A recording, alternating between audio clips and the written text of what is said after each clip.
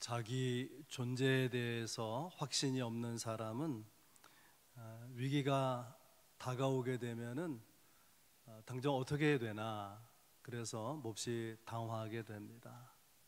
어떤 경우에는 불평하고, 또 그래서 어떤 경우에는 좌절하고 낙심하기도 합니다.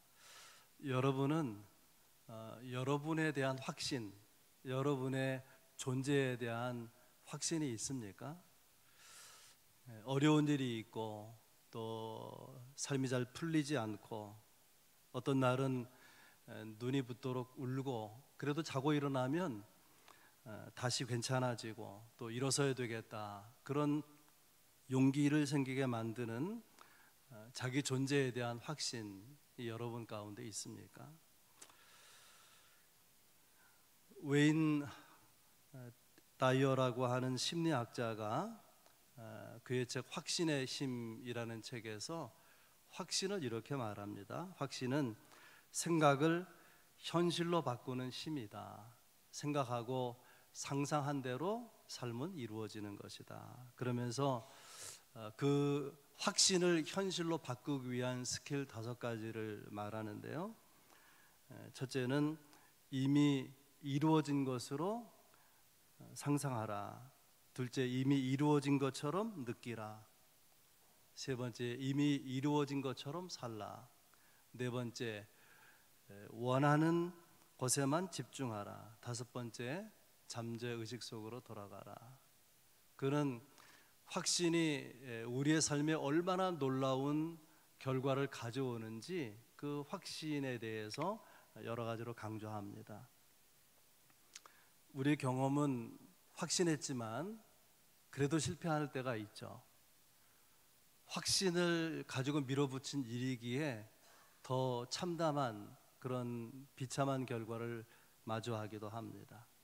왜 그런가? 그 확신이 자기 신념에 뿌리를 두고 있기 때문에 그런 것입니다. 그러나 우리가 가지고 있는 확신이 하나님의 말씀에 근거가 있다면, 우리가 가진 확신이 하나님의 약속의 뿌리를 내리고 있다면, 성령의 감동으로 가진 확신이라면 그런 확신은 우리 삶에 놀라운 위력을 발휘하게 될 것입니다. 오늘 본문은 바울이 가진 확신, 바울 사도가 가진 확신에 대한 이야기를 우리에게 전해줍니다. 그가 살던 시대에는 로마가 강력한 정치력을 발휘하고 있는 때에 거대 제국의 그 위압에 눌리는 그런 분위기 가운데 있었습니다. 사도 바울은 체구가 왜소한 사람이거든요. 그럼에도 불구하고 그는 이렇게 확신합니다. 복음으로 세상을 바꿀 것이다.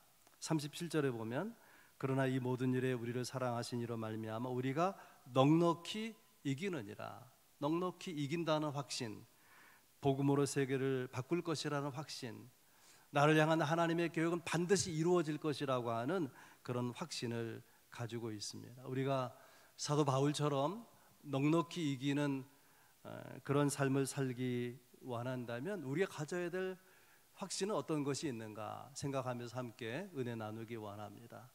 첫 번째는 내가 의인이라고 하는 확신이에요. 의인이라고 하는 확신. 33절에 보면 누가 능히 하나님의 택하신 자들을 고발하리요 의롭다 하신 이는 하나님이시니. 또 34절은 누가 정죄하리요, 우리를 의롭다고 하시는 이는 하나님이시다. 여기에 그리스도인의 정체성이 있습니다. 물론 우리가 하나님의 자녀답게 살지 못할 때가 있고, 하나님의 자녀 성도로 말하기에는 부끄럽고 어둡고 그런 추한 삶의 모습이 부분적으로 있을 수 있습니다. 그래서 사람들이 어떤 데 나를 판단하고 우리를 정죄하기도 하고요, 심지어 우리 자신도 우리를 판단하면서 왜 이 모양이지? 그렇게 정죄할 때가 있습니다. 어려운 일을 당하면은 어쩌면 내 죄 때문인지 몰라, 하나님이 징계하시는 것은 아닌가? 그런 생각이 들기도 합니다. 우리 의의 근거를 자기 안에서 찾으려고 하는 사람들은 이렇게 자책감, 죄책감에서 벗어나지 못하게 되는 거죠. 바울 사도는 그러나 뭐라고 말합니까? 33절에 보면은 누가 능히 하나님의 택하신 자들을 송사하시오. 의롭다 하신 이는 하나님이시니라. 성도의 의, 그 근거는 내가 아니고 하나님이라고 하는 거예요. 하나님이 나를 의롭다 하시는 것입니다. 여러분, 탕자의 비유 지난주에도 말씀드렸는데, 탕자가 죽도록 고생하고 이제 집으로 돌아오게 되죠. 그런 아들을 두고 아버지가 어쩌면 마음속 하고 싶은 이야기가 있었는지 몰라요. 그러니까 내가 뭐라 그랬냐, 집 나가지 말라 그랬지, 왜 집 나가서 놓고선 개고생을 한 거냐, 네가 집 나가 있는 동안 내가 얼마나 속상했는지 아느냐, 그런 말 하고 싶죠, 당연히. 근데 일절 그런 날이 없어요. 이 아버지는 이 탕자로 살다가 돌아온 아들을 탕자로 여기지 아니하고 아들로 여기는 것입니다. 그래서 돌아오는 아들을 두고 이 아들이 죽었는 줄 알았는데 살아서 돌아왔다. 내가 잃어버린 줄 알았는데 다시 얻게 되었다. 뭘 말하는 거죠? 의를 입혀서 실패한 아들을 대하는 것입니다. 거기에 비하면 우리의 문제가 무엇입니까? 우리는 사람들과 불편할 때에 그 상대방을 죄인으로 여기죠. 의인으로 여기질 않는단 말이에요. 그러니까 정죄하고 공격하는 거 아니겠습니까? 그러나 하나님은 우리를 대하실 때에 죄인으로 긍휼히 여겨서 대하시는 것이 아니에요. 예수 안에서 우리를 받으실 때에 완전한 의인으로 받으시는 거예요. 가장 사랑하는 자로, 또 가장 존귀한 자로, 가장 깨끗한 자로 의인으로 우리를 영접하신다고 하는 것입니다. 그렇게 우리를 영접하시는 하나님을 생각할 때에 우리는 자녀의 특권을 우리가 생각하게 되고 누릴 수 있는 사람이 되는 것이죠. 하나님께서 우리를 의인으로 받으신다, 깨끗한 자녀로 여기신다. 이거 얼마나 놀라운 사건입니까? 얼마나 놀라운 축복입니까? 예수님은 세리와 죄인들을 가까이 하고 죄인의 친구다, 그런 비난을 받았는데 자기와 함께하는 사람들을 죄인이라고 한 번도 부르질 않아요. 친구라고 여기죠. 여러분, 이것이 우리를 대하시는 하나님의 사랑이에요. 죄인을 의인으로 대하시는 하나님의 사랑이 우리 가운데 있다는 거예요. 우리가 이 험악한 세상에서 넉넉히 이기는 승리의 삶을 살기 위해서는 자기 존재에 대한 확신이 있어야 돼요. 내가 의인이라고 하는, 내가 허물이 있지만 하나님이 의인으로 여기시는 의인이라는 자기 확신이 분명히 있어야 될 것입니다. 두 번째, 넉넉히 이기는 삶을 살기 원한다면 은사에 대한 확신이 있어야 돼요. 은혜에 대한 확신, 은사에 대한 확신. 32절 하반절에 이렇게 되어 있죠. 그 아들과 함께 모든 것을 우리에게 주시지 아니하게. 하나님이 주시는데 모든 것을 주신다. 이 모든 것이 중요해요.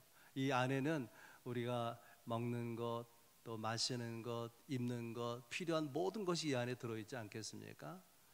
출근하는 남편을 두고 볼멘 소리로 아내가 투정합니다. 여보, 쌀 떨어졌는데, 옷도 사야 되는데, 애들 학비도 줘야 되는데, 뭐 계속 이야기하니까 남편이 하는 말이 그냥 한마디로 그냥 돈이 없다 그러면 될 텐데, 돈이 필요하다 그러면 될 텐데,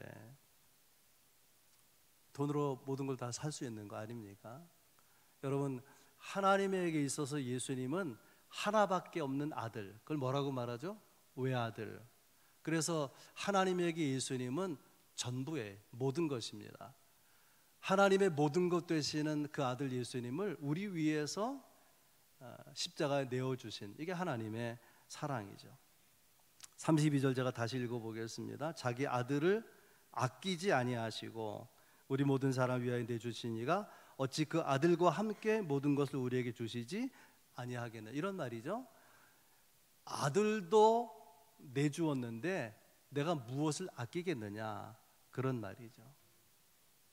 그런데도 우리가 무엇을 받지 못했다면 그것은요, 하나님이 주시지 못할 이유를 우리가 가지고 있는 거예요.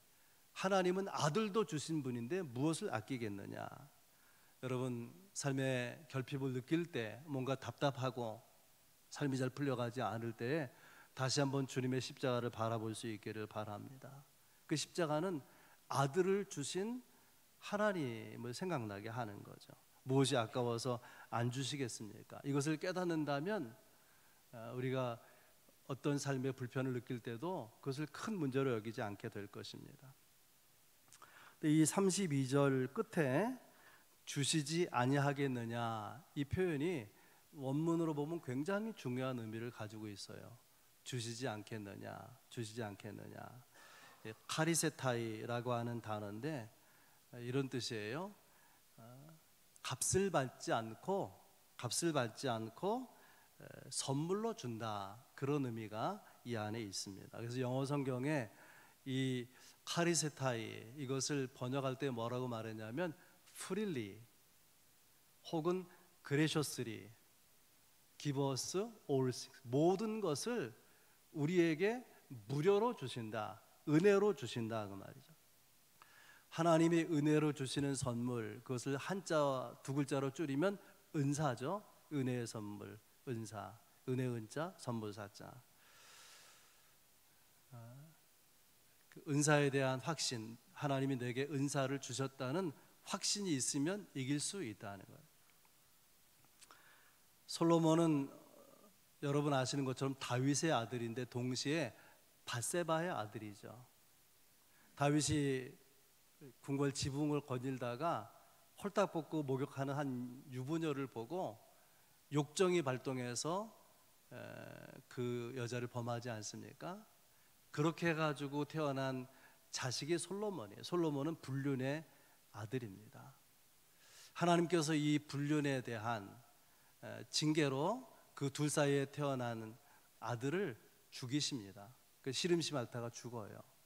그리고 나서 두 번째로 아들 솔로몬을 주시는데 사무엘하 12장 24절 이하 이렇게 기록하고 있습니다.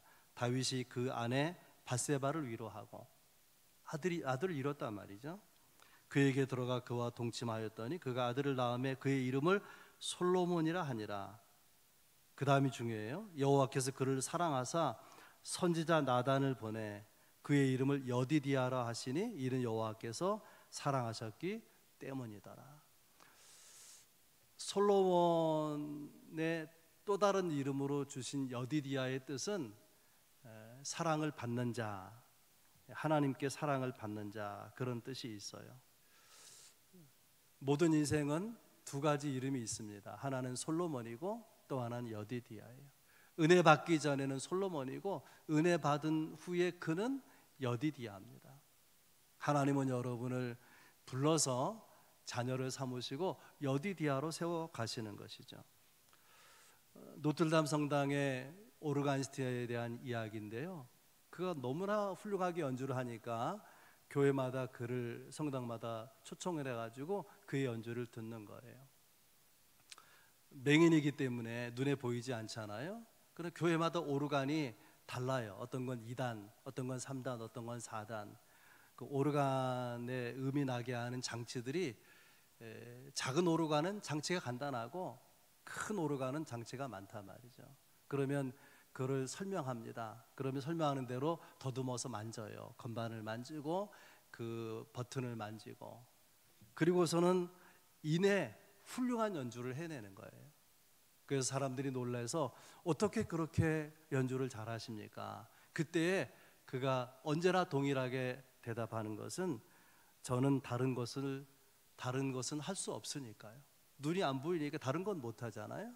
그러나 하나님께서 잘 들을 수 있는 귀를 은사로 선물로 주셨다, 그렇게 믿는 거예요. 그것을 발전시켜서 위대한 오르가니스트가 된 것이죠. 여러분 어떻습니까? 없는 거 생각하면 불편하죠. 그러나 있는 것으로 충분히 넉넉하게 감당할 수 있는 역사가 있다고 하는 거예요. 깨닫고 보면 은혜가 아닌 것이 없는 것입니다. 그래서 어떤 사람은 이렇게까지 말하죠. 내 마음대로 안 된 것을 감사합니다. 만약에 내가 원하는 대로 되었더라면 영영 나는 못 쓸 인간이 됐을 뻔했습니다. 여러분, 성공이든 실패든 또 형통이든 불통이든 건강이든 질병이든 시간이 지나서 보면 하나님께서 오늘의 나를 있게 하기 위한 은혜의 사건들인 것을 깨닫게 되는 것이죠. 사도 바울은 그래서 모든 것은 하나님의 은사다, 은혜로 주신 선물이라고 그는 그렇게 말합니다. 우리가 우리의 삶을 넉넉히 이기는 비결, 두 번째 비결은 모든 것이 하나님의 은혜라고, 또 은혜를 주실 것이라고 생각하는 은사에 대한 확신입니다. 세 번째, 넉넉히 이기는 삶을 살아가려고 하면은 사랑에 대한, 하나님의 사랑에 대한 확신이 필요합니다. 35절 말씀이에요. 누가 우리를 그리스도의 사랑에서 끊으리요? 환난이나 곤고나 박해나 기근이나 적신이나 위험이나 칼이라. 여러 가지 단어가 나오죠. 환난은 외부적 요인으로 당하는 고난입니다. 곤고는 마음으로 당하는 여러 가지 견디기 어려운 그런 걱정과 불안을 말하는 것이고요. 박해는 노골적인 핍박, 기근은 굶주림, 적신은 옷을 벌거벗기는 그런 핍박을 말하는 것입니다. 위험, 그 위험 때문에 도망가죠. 그래서 광야로 숨어들고 또 카타콤에 숨어들기도 하고 그러지 않았습니까? 칼은 못배임을 당하는 순교를 의미하는 것이죠. 그리고서는 36절에 이렇게 기록합니다. 기록된 바 우리가 종일 주를 위하여 죽임을 당하게 되며 도살당할 양같이 여김을 받았나이다 함과 같으니라. 예수를 부인하지 않으면 살아날 길이 없는 거예요. 이런 박해 가운데서, 그런 핍박 가운데, 환난 가운데 있었던 바울이 뭐라고 말하느냐. 37절에 그러나 이 모든 일에 우리를 사랑하시는 이로 말미암아 우리가 넉넉히 이기느니라. 여러분, 그런 솔직하게 사실 생각해 보면 환난, 곤고, 박해, 기근, 위험, 칼, 이런 것들, 여러분, 이런 것이 내게 주어져 있을 때에 어떻게 이런 것이 하나님이 나를 사랑하시는 것이라고 여겨질 수가 있겠습니까? 이런 일을 겪게 되면 오히려 마음속에서 이런 마음이 올라오죠. 하나님이 나를 사랑하신다고 하지만 왜 고통은 끊어지지 않는 것입니까? 내가 정말 사랑받고 있는 것이라면 적어도 먹고 살 수는 있어야 되지 않겠습니까? 아니, 먹고 사는 게 좀 부족하다고 하면 마음이라도 평안해야 되는 것은 아니겠습니까? 하나님을 믿는데도 불구하고, 하나님을 열심히 따르는데도 불구하고 이 고통이 웬 말입니까? 이런 그 불편한 마음이 속에서 올라오게 되지 않겠습니까? 또 우리가 잘 생각해야 될 것은 이런 마음의 뿌리, 이런 마음을 갖게 된 원인을 누가 제공하느냐? 마귀가 제공하는 거예요. 결코 속지 말아야 될 것입니다. 바울 사도는 이렇게 말하죠. 그러나 이 모든 일에 우리가 넉넉히 이기느니라. 그는 정말 말할 수 없는 환난을 겪었던 사람 아닙니까? 그런데 이 모든 일에 우리가 넉넉히 이기느니라. 여러분, 이 말씀을 오해하지 말아야 됩니다. 바울이 이 모든 고난을 다 지나고 나서, 이 모든 고난을 겪고 난 후에 나는 넉넉히 이겼다, 이렇게 말하는 것이 아니라, 여기 이 모든 일에라는 말은 이 모든 일 가운데에 그런 뜻이에요. 여전히 이 박해, 고난, 곤고함 상황 가운데 있는데도 불구하고 그는 당당하게 넉넉히 이긴다, 그렇게 말합니다. 도대체 그는 어떻게 그런 당당한 고백을 할 수 있을까요? 그렇게 고백하게 만드는 근거가 뭘까요? 우리를 사랑하시는 이로 말미암아. 그가 누구죠? 하나님, 예수 그리스도. 하나님의 사랑, 예수 그리스도 사랑이 있기에 넉넉히 이길 수 있다, 그렇게 말합니다. 여러분, 우리를 사랑하기 시작한 하나님은 그 사랑을 중도 포기하지 않습니다. 중간에 그 사랑을 바꾸지 않아요. 끝까지 사랑하시는 거예요. 우리가 그 사랑을 묵상하고 감격하는 동안에 우리는 바울처럼 이긴다고 고백할 수 있습니다. 시련을 이기고, 고통을 이기고, 두려움과 불안을 이기고, 죄를 이기고, 세상을 이기고, 심지어 자신도 이길 수 있는 그런 사람이 될 수 있는 것이죠.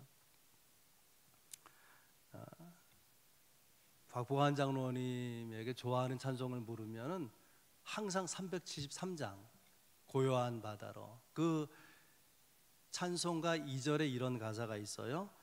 큰 물결 일어나 나 쉬지 못하나 이 풍랑 인연하여서 더 빨리 갑니다.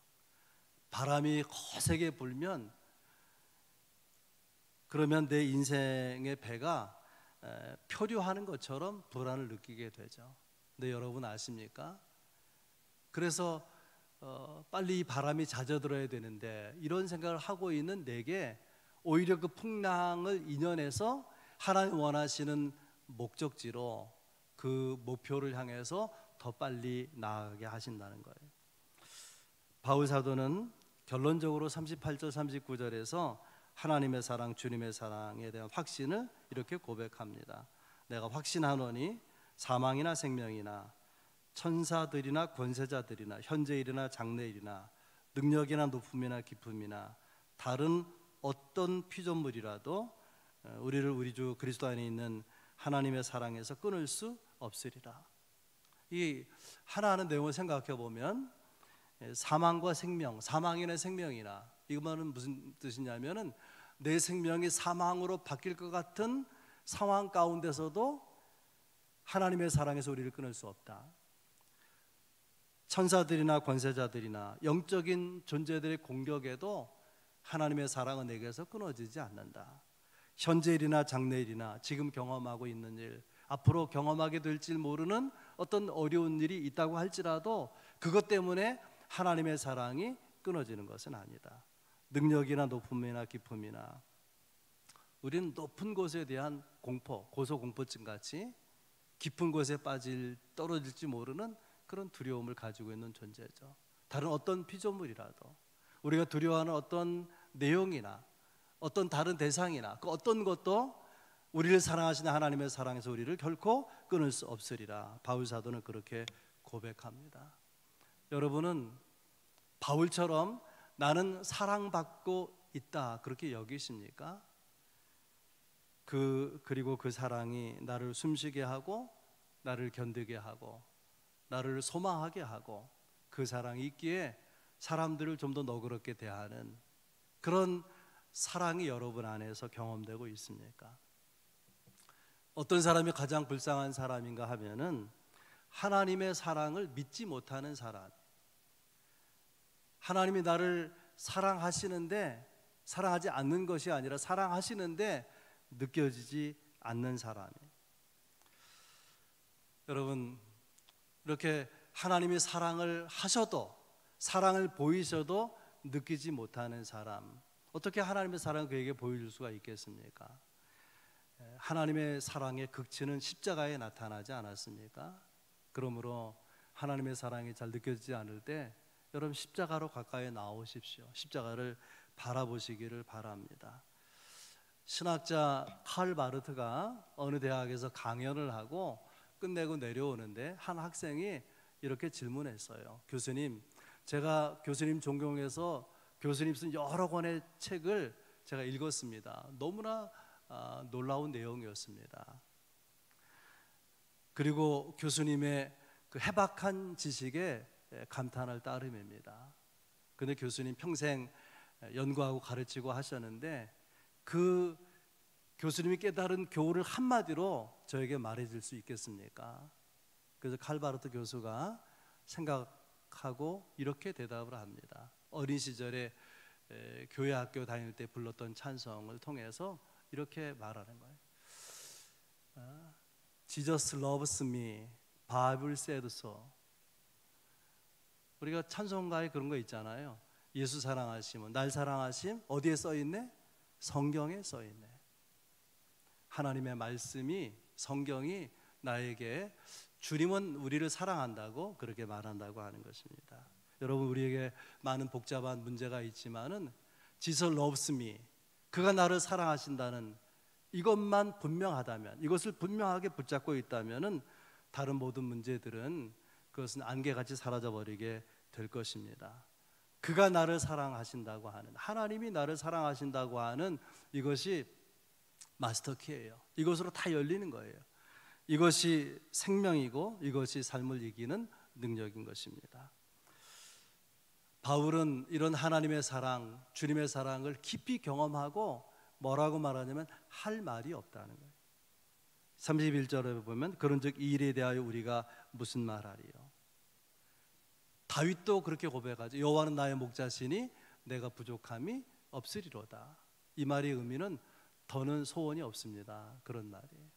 그가 나의 목자이시기 때문에 필요하면 공급해 주실 것이니까, 그가 문제를 해결해 주실 것이니까 나는 더 바랄 것이 없습니다. 그렇게 고백하고 있습니다. 여러분, 사도 바울은 넉넉한 승리에 대해서 확신을 가지고 말합니다. 넉넉히 이기느니라.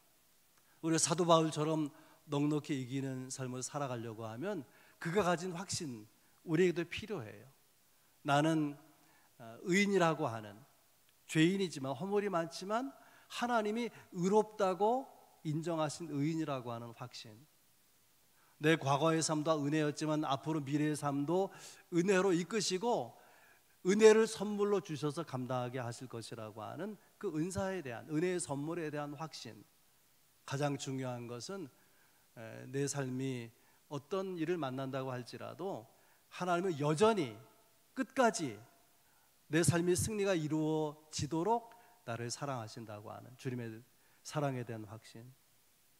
이런 확신을 가지고 여러분의 삶 가운데도 넉넉히 이기게 하시는 주님의 승리가 경험되기를 주의 이름으로 축복합니다.